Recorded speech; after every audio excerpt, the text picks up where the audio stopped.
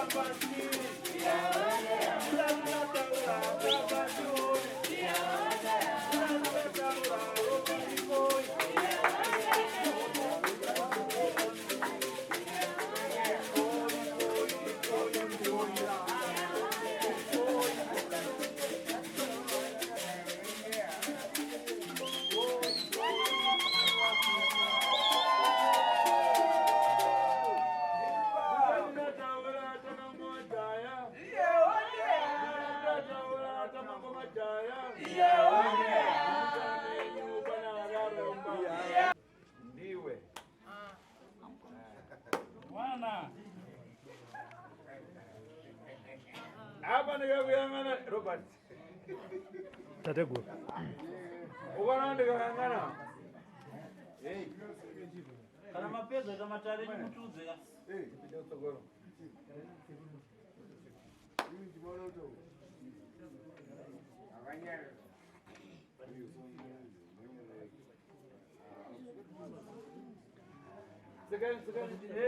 Pamusoro wevazukuru ndikukumbira kuti mungonditeereresa panapa zvatikuita panapa hatidambe naika ndiri kutaura Hapa ndio kuyangana mwana barankana yani kusukuza baswele banga. Imwe murapanga kuyangana kubiri ate kupita Zimbabwe ate kuyangana asikana yani uziwaziwa. hanzi vazukuru vangu iwe Jambarau na Memoria ndiri kukuona mauya yumudare rangu mabva kuMozambique uya kuno kuZimbabwe kutsvaga sekuru tasvo kuti vakubatsirei, asi nhau yedare renyu ramafambira panapa inhau yekubata-bata kwamakaita imi muchitoziva iri nzira yekuda kutsvaga kurombera upfumi kupfuma. Muri kurinzwa dare rangu wazukuru? Iwe Memoria. Sekuru. Ndikayangana kumashure ungati negosio. Mamva? Ate business, ate matakshop, ate zese mungachite. Tangu nani makupata pakuipa? Ndikudzwani chadidi Sekuru ndikana negosio nepano. Ndiposhi negosio ile ndidachita negosio. Ndachita negosio. Aba yangu adashoka pamwe. Shoka adashita kuenda kwa daenda. Manajwana. Ndiposhi ndikuona abwera kwa adashita. Kudwala kwa kuchita iwe Memoria pamusoro Memoria huyu anzazi yake wamba nititia kwauri iwe ukamyangana ndiye achita zwana hanzi uyu murume wako ane hanzvadzi yake anovatete wako anonzi Zwana alikodi inde unomurada umfuna ndamana wamwewa ndanana wako kota ngafuna kupombora maneno wachi iwe jambarau hanzi chii chakaitika kuti uzosvika pakuda kuita bonde nehanzvadzi yako Zwana. Ai dikira iwe mbona makupota hanzi imbodzikama kana wewe munomudara yakona kumbotaura zvisinganzwisisike ndikudziyangana makwata makwenseni ate bvuto kumara hai ndaona mafamba kwakawanda muchitsvaga kuti dambudziko renyu ripere murapwe zviri kuitika pana jambarau asi hanzi zviri kuramba kurapika chadidi chimwecho ine pano apa maambira zachita hanzi chiteereresai ndikuudzei kutanga kwazvakaita ipo manegosio yapita bwino mwino hanzi imi kumashure kumaiva nemabhizinesi enyu ezvigayo nematakishopu zvaifamba zvakanaka chaizvo tanganai muda kuwezera mangwana asi imi makazosvika panguva yekuda kutsvaga mushonga wokubhusta bhizinesi renyu kuti ribhuste umbavara hanzi uri kunzwa zvandiri kutaura uyu adapita kunyambezi kung'ambo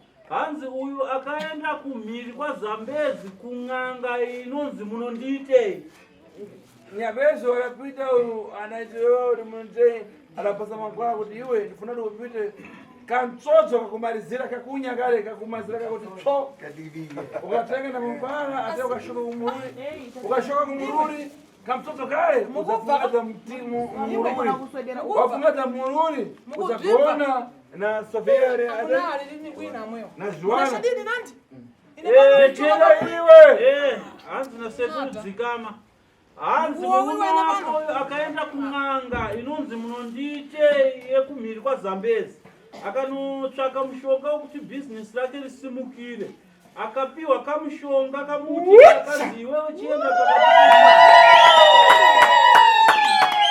akapiwa kamushonga kamuti so akanzi kaise muhomwe kana wasvika kumusha kwako unoenda kunoitira tsvina kusango kana waita tsvina yako wapedza kuita tsvina katsvina kadiki kekupedzisa kaunopukuta netishu kaikai chipukuta nekamuti aka wochengeta kamuti kacho wotaimira hanzvadzi yako inonzi Zwana ari pakati pekubika ari pachoto wosvika ungonopisa kamuti ikaka ipapo kana upita kuna msikana na kupita kwa yeye hanzi kana waona kamuti ka ukapisa akakane tsvina yehutsi unosumuka wakananga kuna hanzvadzi yako ari kubika anonzi Zwana kana hutsi wananga kwaari anobva aputirwa nehutsi uyo kana aputirwa wobva watorara naye womudza ndoda kurara naye wobva warara naye ndozvawakaitawo apa butso rabwera kwa iwe saka hanzi hutsi wakaramba kuenda kuna Zwana ukadzoka kwaari iyeyu ndokakabvatanga kuna dambudziko rekutonge munhu ari pabonde kudaro mazwisisa here vazukuru dambudziko rekupata achitange munhu ari pabonde pachiri ponge hutsi ukaramba kuenda kuna hanzvadzi yake hutsi ukadzoka kwaari saka hanzvadzi yake haana kuzobudira kumurova bonde nazvino akuzviita bonde wega asi pamwe pane negosio yathu yamala kupada noyamba kubuwala negosio yathu yamala nekunyumba nevhidha tiribe ine pano nechipachitwa kuti amuna kumphasa ndina makole aya nimbadziwa lini afinani mwepo uenda kapanda para kuti mwepo mugone na wanu ine pano mukundibonereza ndine mwana nambodi kundipata mukubva nambodi kundipata ndimwepo nambodi kundipata asi ndabwera kumui tabwera pano kuti gwentali nini ndagwentali thresh ano sandachita ndagwentali abayangu mwenati nambodi kundipata usandipate ndirekereni nisini kufuna lini namala thresh ani ndibana ndikugona kuwa ine pano mwepo mulipo uchifuna kuti mukachitana nanu munachadidi mwepo mata ifuna ndiende kwathu kumui shoka kumozambiki ne bano kubwera kuno kubwera khani zanu makori akawanda tabwera pano mudzimai kupopota kuti ndane makori akawanda ndanisingazive kuti sei murume usiri kukwanisa kuti abonde neni mumba kandi inyaya kuti wakaromba mushonga wekuti urare nehanzvadzi yako zviwana saka iko zvinozvi murume uyu pakapisa mushonga kuti arare nehanzvadzi yake mushonga ukabva wadzoka hutsi wakamuputira ende kuchibva atanga kuchiita bonde ega chikonzero ndechekuti hanzi nasekuru hanzvadzi yake inonzi zviwana waakapisira mushonga kuti aite naye bonde haasi hanzvadzi yake chadini chomwe chavo handiye kusaka mushonga wewe ukazodzokera kwauri iwewe ndabwera kuti mundithandiza fo ndabondererati nebantu hanzi ndauya kuti mundibatsire ichokwadi chamuri kutaura ndatichitani nevanhu zomwedza fo ko iwewe zviwana wacho wadii kuya naye wedzere kuti nawo family yako iwewe kusvika kuzonopisa mushonga kuti uite bonde nehanzvadzi yako zviwana waizviziva kuti zviwana haasi hanzvadzi yako waizviziva here kuti haasi mwana baba wako nawe ndikadzidzira lini nevanhu zomwedzo hanzi haasi mwana wababa wako kauri wamba fara uri kupanzira hanzi zviwana haasi mwana wababa wako aifanira kupiwa mushonga unoshandisa kumwana wababa wako mama nena kuroda pomwe na munanango nada papa vatu mbamweyo letu soki pamwe mamao niti atachitamba zvauputa Alright, uri kureva kuti amai vako havana kubvira vakarorwa nemumwe murume vakangororwa nababa vako baba vatu vepano mbabodziretu saka iwewo kufunga kwako wakutofunga kuti pamwe amai vakaitawo chihure kuti vakwanise kuwana zviwana ndikakumbuka lini nepano kuti mama vara bai wako mbaputa hanzi nasekuru baba vako iwewe ndamuhure anapombora ade tove mama wako momwe mbaputa pamwepo ndabwerapa amai vako iwewe ipambi muzukuru ndiwo vakasunza mwana anapombora ade kubala zviwana hanzi amai vako vakaita chipfambi ndekuchibva vaita bonde nevamwe baba vekurutivi vakazvara zviwana hasi mwana wababa wako wazvinzwa here mama mbaputa redu mama vangu mbaputa hanzi amai vako ipambi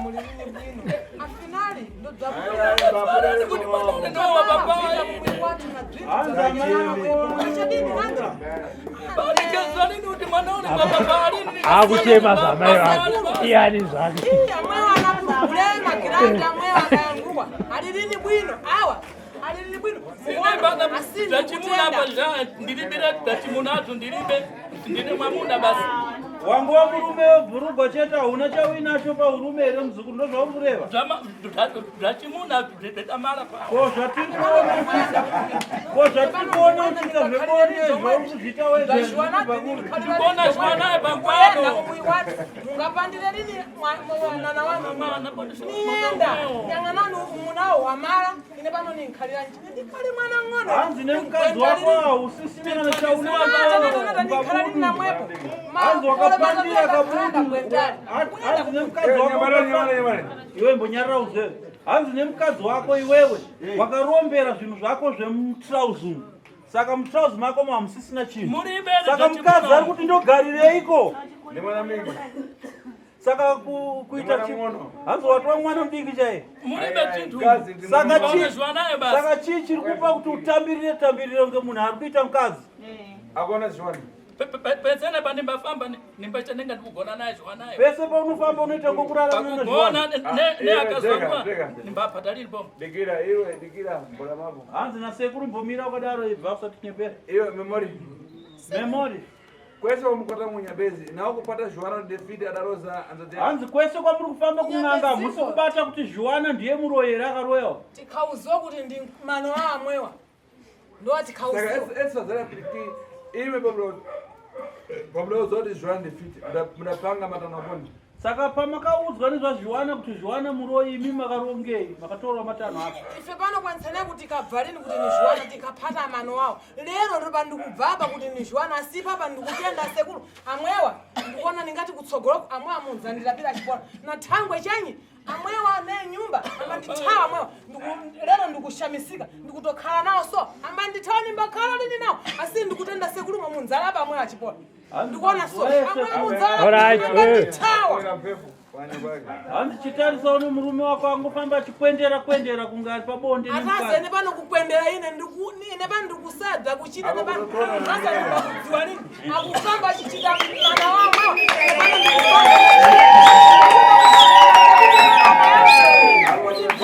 Kudipa manzani na chiyani. Chimalira kuponi. Sekuru, pavakaenda wakanobata memori anizviwana kuti ndiye murume. Pamamubvunza kuti hanzi naSekuru makazita sei, ndobva atsanangura tiudzei kuti anga achiti chii. Zvakanaka musukuru. Hanzi naSekuru iwewe paukaenda kuno pamakafamba maibata kuti mukoma wavo ava ndiye ari kukonzeresa urwere huri pavari. Asi nhasi ndopautoshamisika uchitonzwa kuti zviwana ndiye wakanga wakarombera ava. Saka hanzi izvo imimi makazotora matanho api? Ine pano komoni lero pandikubvibva kuti hanzi nhasi uno ndipo pandiri kutanga kuzvinzwa. Ndikufunambo kuti lero komo ndakuziwa nepano ndikufunambo kuti aSekuru atithandize. Hanzi nhasi ndipo ndiri kutanga kutonzwa chokwadi chekuti ava ndivo vakanga vakazvirombera vega kuti vaite bonde nehanzvadzi yavo. Saka ndikukumbira Sekuru kuti vatidii vatibatsire. Kana zvichiita Kana gajo ndikona basiro urembo Ernesto ngakari pakonda. Hanzi pagirazi rangu pane munhu ari kubuda pagirazi rangu ane zita rekuti Ernesto hanzi ngauya. Ngabwere kumata kuvanhu. Hanzi ngauya kumashure kwevanhu. Ngagare patari nawo. Hanzi ngagara ake parefu nevanhu. Ikoko. Gara ipapo kadaro. Ernesto imwe. Mabonera mai. Epa. Futa nyongo. Bagale nani. Amwa akuti dzongesa wantu obiri tichalibe ife bana asi mano wawo tatuwadzonga na masa ava vatikonzeresa kuti tipesane nemukoma wavo. Iko zvino zvitapera mari tichifamba kuti tibatsire chinzi mukoma wavo nekuda kwevavo. Iko zvino mari yatisisina kuti tibatsirike pamba mari dzezvigayo dzemashopu dzese takavhara zvakaparara. Ava vachiziva kuti ndovanga tabwera kuno kuti yavhu mutithandize. Hanzi naSekuru kubatsira ndinokubatsira asi ndoda kuti utange wataura iwewe kuti wakambozviitirei. Ndikatsvaka kunamba katseka mavhara Ndikada kupima. Hanzi chii chakakupa kuti uende kumhiri kwaZambezi kunotora mushonga iwo mabhizinesi yako aifamba zvakanaka? Ndidaudzwaona inango shamwari yangu komweko kuti paona iwe shamwari. Wepo nyangano nezvinhu zvaonadzo zvitowanda. Agora ukandokhala sei? Zvinhu ndavana amana kukutengera. Ndatiende. Hanzi ndakaudzwa une imwe shamwari yangu yandinorarama nayo kunharaunda kwedu. Shamwari wona iwe wakapfuma une mashopu une zvigayo une mombe une chii nemotikari dzako. Saka varoi vane tsvera vanogona kutsverera zvinhu zvako zvikaparara. Saka iwe uyandifambe newe ndiende newe kun'anga ndokuratidza kune n'anga inokutsigisa zvinhu zvako zvisaparare. Saka ndopandikasvika ndikapiwa mhiko ikun'anga kwandikaenda kumhiri kwaZambezi. kari ndihamba kufoira kuchitoko. Ikari utsi uribobwera kusikana uribobwera naye utsi urabwera kwaiye ibara yamboda kwekoni. Saka chinzwa zvandikuda kutaura manje musukuru panhau yeurwere hwako hwekufamba uchikwendera uchingokoira. Inde. Inhau yekuti hutsi hwaukapisa pamushonga wakanga ukapisika nawo tutsvina twako. Hutsi hwaifanira kuenda unorova huso hwehanzvadzi yako then hutsi uyewe womuputira woita naye bonde iwewe. Handitika. Saka hutsi hwakaramba kuenda kunomurova pahuso hwake nekuti ahasi weropa rako. Ndiye kusaka hutsi hwakudzokera. Ndiye kusaka nhasi wakurwara. Ndiye kusaka nhasi wakurwara kufamba uchikoira pese pese. Problema mama wangu mafuta. Hanzi dambudziko ndekuti amai angu ndowakahura. Kora kere kunoromba. Simuona ndikafuna ndione nepano muntu umwe adakutaisani nyang'anani adakuzani hapo kuti negosiyani munzatengelewa mukaenda kunyamani kaenda katokuzani kuti muende ndasiwepo kepo lakapesa muli lini bwino mwe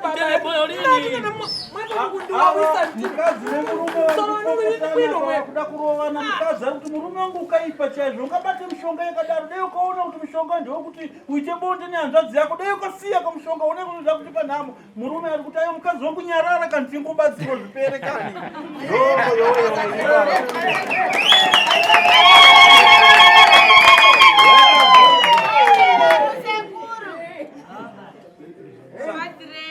nhau iripo iri mudariro iyi tinongodzoka kuna tateguru munobatsira sei mhuri yenyu Mavara yambera pomwe. Yampama basi ya mwea. Jibwera asekura ankonze. Uzandi ponwese nebano. Mira one. Taurai. Pamsoro chimbonyarira chiturikire. Pane nhau iri kutaurwa nevazukuru.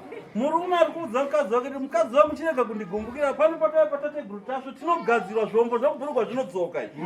Saka mukadzi ari kuti ai uri kutaura chokwadi zvinodzoka zvokuti ndotozovaraidzwa newe mumba here nditozotoguta mberi.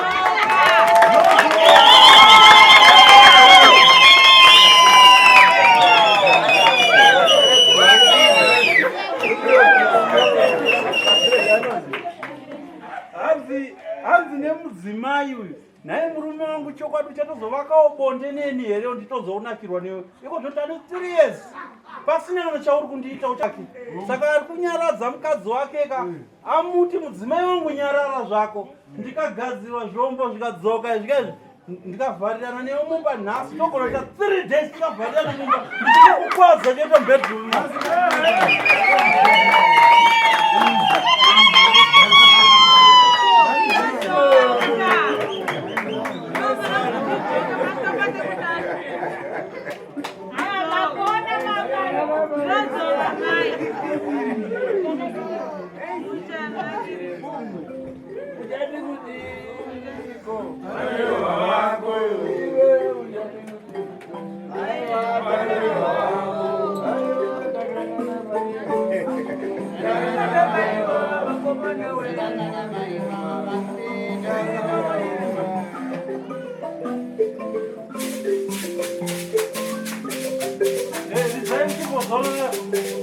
Hey,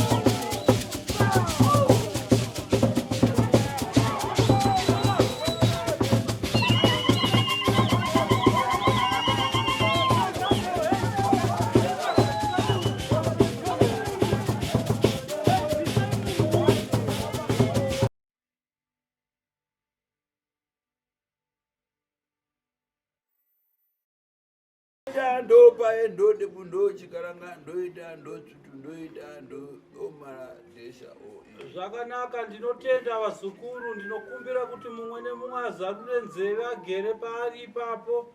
Ndiri kuda kupfuurira mberi nedare rangu revazukuru vangu vari mudariro ava. Jambarau nemudzimai wake Memoria. Ndiri ndingangana atepa kubara ateva nangazvura nikwatso. Hanzi iwe muzukuru wangu Jambarau naMemoria, ndacherechedza dare renyu pagirazi apa. Ndiri kuona mune vana venyu vanoita 4. Vana venyu havadarike 4. Ndina 4 basi. Apa ndingangana apa mangwana yafuna kupa vana. Zvino mushonga wakabatwa nababa uyu unova ndiwo mushonga uri kurwarisa baba. Mushonga waiva nedare rekuti baba vasvike pakufa nemushonga uyu. Vafa nemushonga uyu wosara uri mukati memusha, wotanga kuuraya mwana anonzi Tinashi kusvikira vese vana venyu vapera vachira. Hai, ndaona zvekare mumwe mwana anonzi Tarendi afa. Apa ndokamutsikana kwaufuna. Hai, ndokamwana kako kamusikana kati pamwoyo kaunoda chaiko. Kunama. Hanzi nhema here. Ndakafuna komo ndikabodziko basi. Hanzi tinokada chezuka mwana nekuti ndikopega kamusikana. Vamwe vese vatatu ava vakomana. Ine pana Sekuru ndikufuna amwewa ndiwaferetwa amwewa. Andu adaenda kadhunyangana amwewa ndiongafe. Sekuru hanzi nani chida Inde yakuchita mwandi yangu. Nyumba ndikuwaona lini. Andimalire pomwe wana amwewa ndiongafe shai. Apa yangana Wafuna lini shai. hanzi ndachembera ndichatarisira ndichaona mumwe murume wandichaita naye zvekare vana vamwe kana kuita vamwe vana ndichakwanisa ndachembera. Saka murume ngafe nemushonga yake yakabata zvoperera pari. Apa uyo musikana yangana pamhasa kwakupatana tiri kumatatu achisekani. Hanzi musikana uyu ndaona iko zvinokutaura kunoku aiwa akatokanganwa kare kare bonde atodzoka kutoita semhandara ipapa para. Kaledi makore matatu amwone wadziwa lini kamwewa. Musikana ari kutenda ndani makore matatu achaziva murume.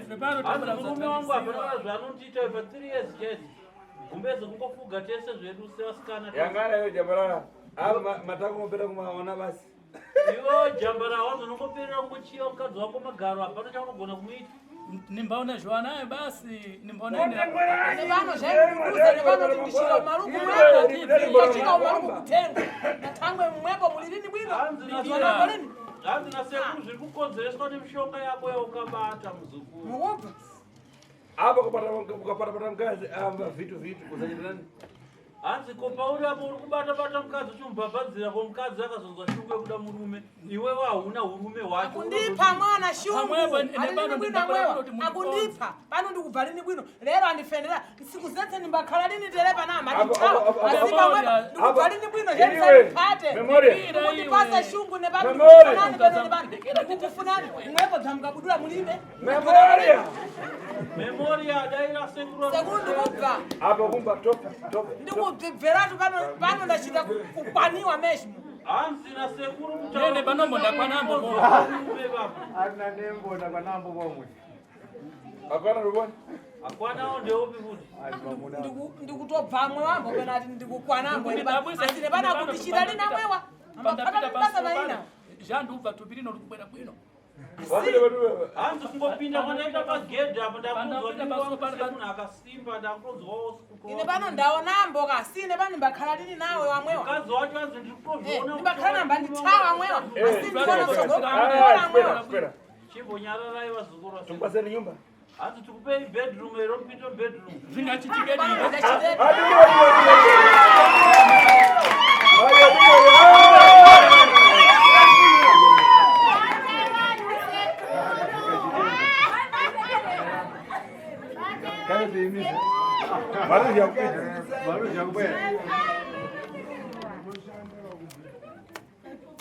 hanzi nasekuru zakatimbozikamisa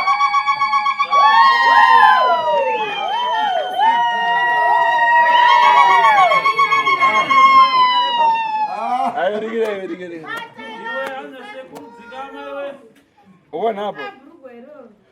Ukukwaza mkazi na kufuna chitovera. hanzi iwo Jambarau utatsa kukwadza mukadzi neshungu mukadzi wako akutozwa asidikira ndifuna ndiwagumirira mwewa asi amunanga abwerera adishi chadidi amwewa mkola mwewa Amanditawa nimbagumira nawo. Iwe mwike banja, mwike banja.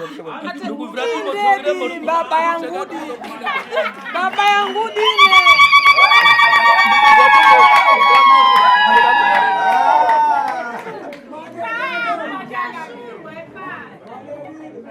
Pamusoro wevazukuru ati muri kunzwa here mukadzi nemurume vari papa. Mukadzi ari kutoti chokwadi kupinda kwataita pagedhi apa ndaona kuti sekuru nzvimbo yenyu yakagadzirwa zvechokwadi.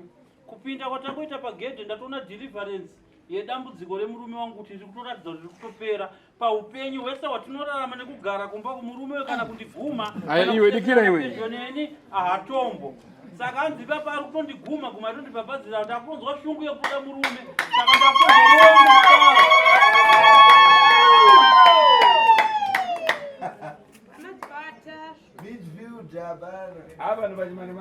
hanzi pano ndo panoperera nhamo dzenyu nematambudziko enyu. Mazvinzwa vazukuru munosunungurwa. Shadidi.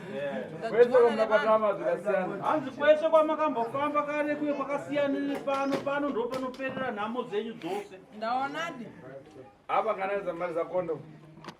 Dare renyu noda ndizopedzerana nemi muimba yematare. Ernesto! Zvakanaomberai maoko musumu. For these and more stories, tune into Zim News Bit TV